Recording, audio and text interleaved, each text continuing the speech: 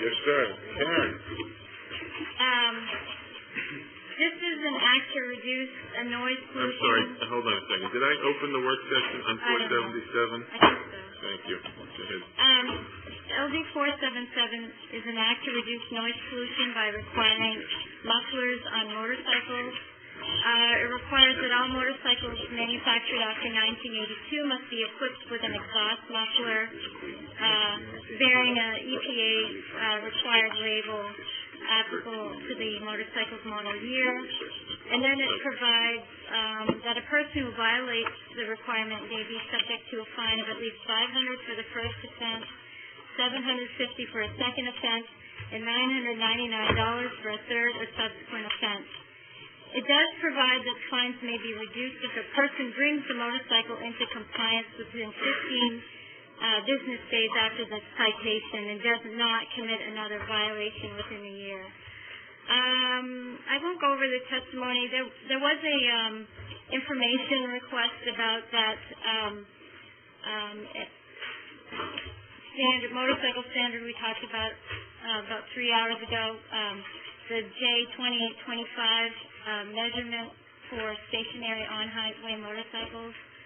And then I think also there was a information request for the number of violations of the muffler provision, and we actually have already talked about this, but that's what that table is. The one thing that I want to bring to your attention, the way that the bill is drafted, the fine structure, I did contact the Maine Judicial Branch about this, and they basically told me that that cannot be implemented as drafted. The courts cannot refund a fine or send a bill for a fine at a later date. There's no logical way for the courts to check or follow the future actions of the defendant, and progressive fines are dealt with at the time of the ticketing. The officer may ticket a person with a greater charge if the violation is a repeat offense. I haven't gotten a fiscal impact statement, but it looks like as currently structured, the fine structure is not workable. Thank you. All right. Senator Thomas, you had asked for a...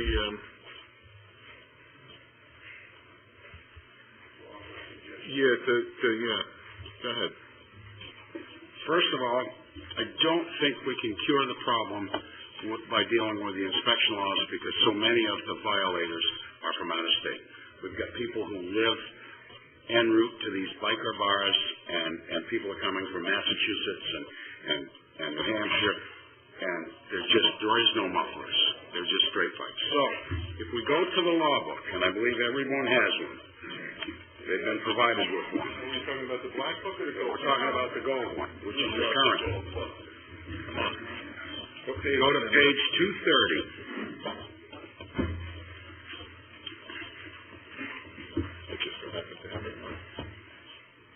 Okay, if you read down, there's section 6, which is an exception.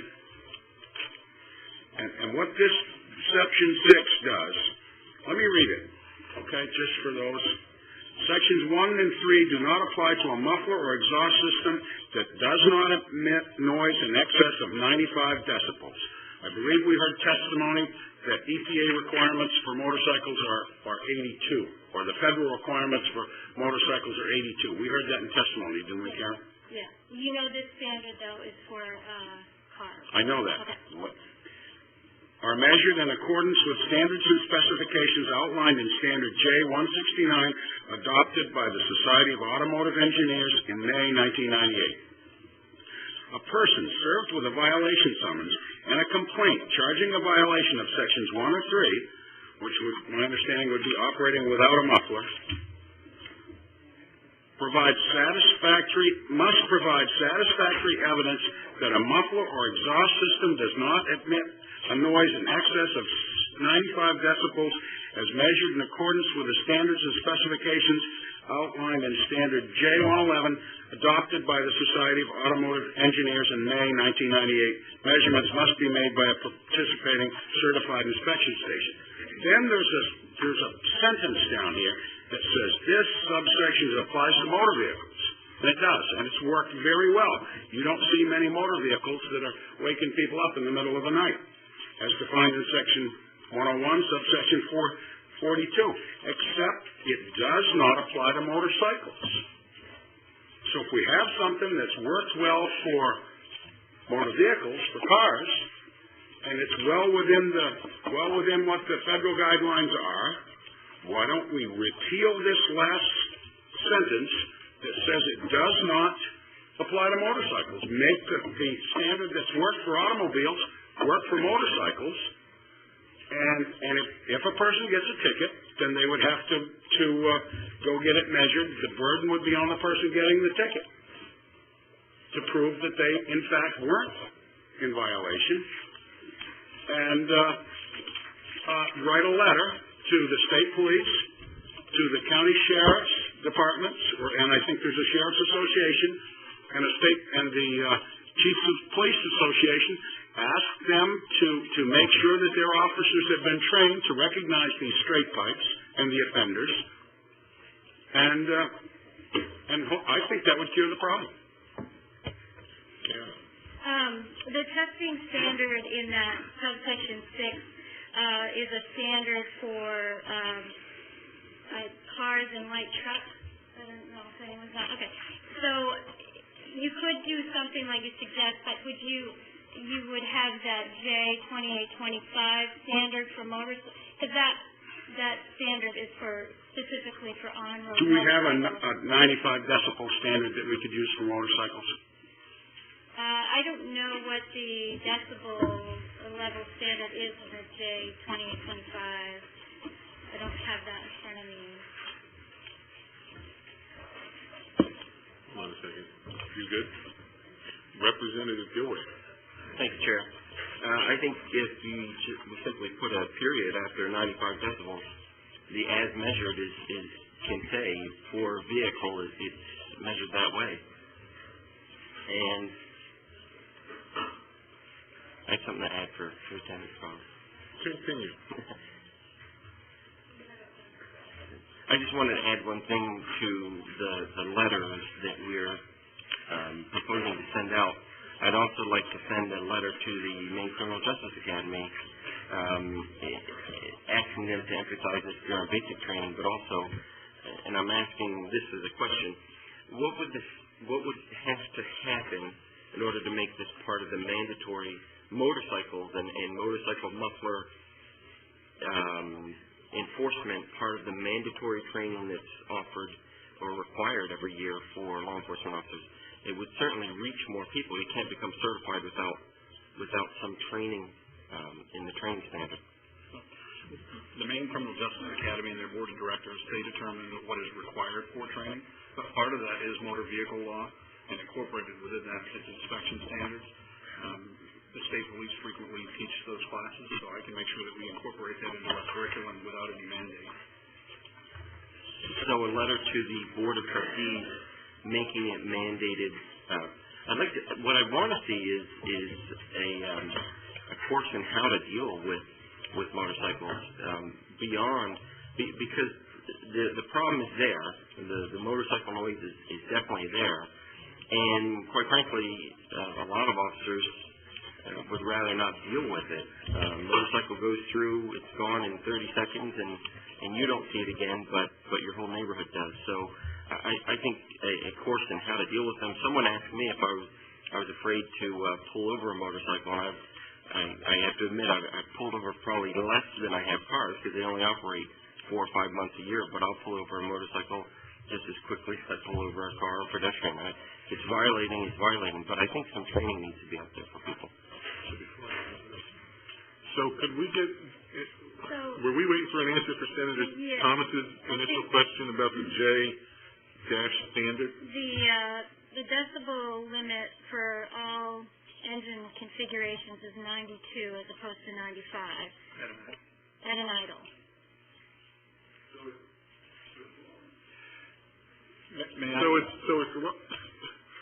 So what's the J number there? J262? I guess you need to have the appropriate Society of Automotive Engineers standard for the appropriate vehicle. So Right. what current law has is appropriate for passenger vehicles and light trucks. And if Senator Thomas wanted to have a similar thing for motorcycles, then you'd have to have that J2825 that we were just talking about. So, And that's 92, not 95.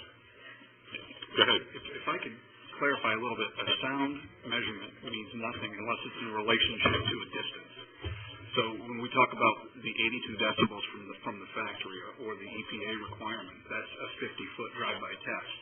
If you're talking about the J1169, and we do have someone in the room that has a lot more information on this than I do, Ray Simon, I saw earlier, and you can certainly get into the technical aspect if you so choose. But that is done at a different distance in a controlled environment for passenger vehicles and light trucks only.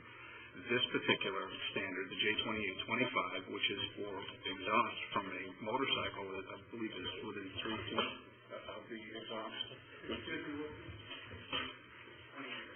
Okay, the J2825 is within 20 inches of the exhaust at a 45-degree angle and other factors. So just having a number in and of itself, if it's not in relation to a distance in the testing procedure, doesn't really mean that it's loud. So that's what you're talking about, then spells it out as a J whatever, as adopted by the, so that spells it all out. Yes, sir, it does. Okay, thank you. I'm going to hand the gavel over to Senator Collins, so I'll come back.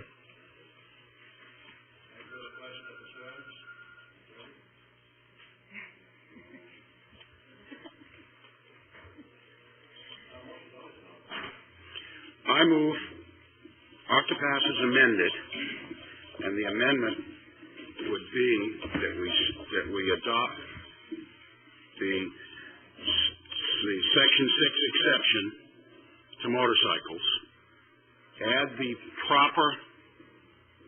proper Society of Automotive Engineers numbers in there with the same 95 decibels. Can't do that? You have to use the decibels that are referenced within the standards because, again, if we're talking about noise. Can you develop the standards we need? You know what we're talking about. Can you get the right language in here? They can work together with your analyst to come up with some language. And then just eliminate this last section that exempts motorcycles.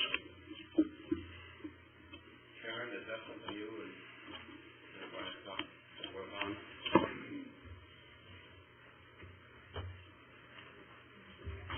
With letters to the appropriate agencies. So I missed the letter part while I was looking for my J2825 standard.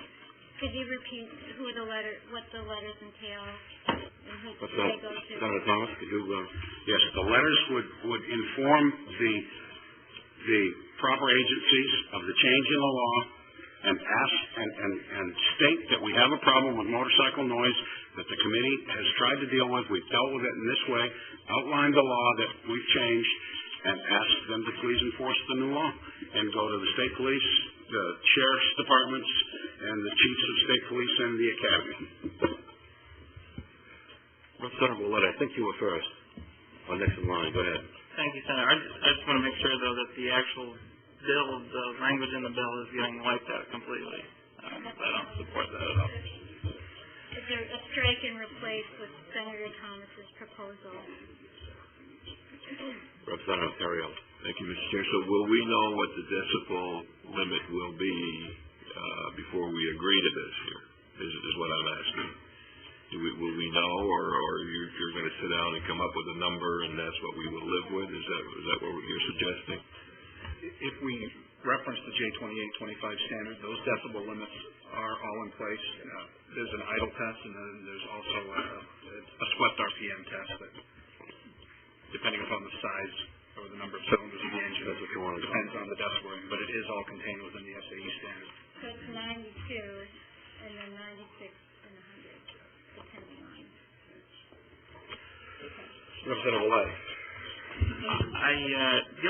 Are we allowed to do a committee bill and let them figure out some sort of solution and submit a different bill? Because this is completely different from what the bill had for a public hearing. We're talking about different standards and whatnot. That is, I guess I'll bring up to speed on what happens here sometimes. Sometimes, yeah, the amendment does replace language in the original bill.